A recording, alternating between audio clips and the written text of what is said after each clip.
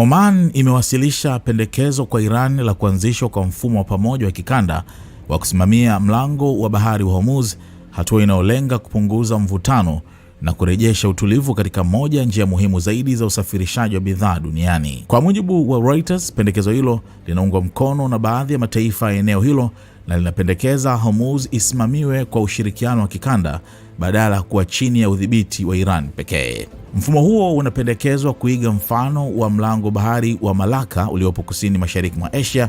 ambapo nchi na vyombo vinavyotumia njia hiyo huchangia kwa hiari fedha za kugharamia usalama wa usafiri wa majini, ulinzi wa mazingira pamoja na shughuli za uokoaji. Pendekezo hilo limekuja baada ya Marekani kusitisha mashambulizi yake ya anga dhidi ya Iran mwishoni mwa wiki, jambo lililoongeza matumaini ya kurejea kwa suluhisho la kidiplomasia na kufunguliwa tena kwa shughuli za usafirishaji katika mlango bahari wa Hormuz. Kabla ya kuongezeka kwa mzozo huo, takriban 20% ya nishati yote inayouzwa duniani ilikuwa ikipitia katika mlango wa bahari wa Hormuz na kufanya kuwa mojawapo ya njia muhimu zaidi kwa biashara ya mafuta na gesi duniani.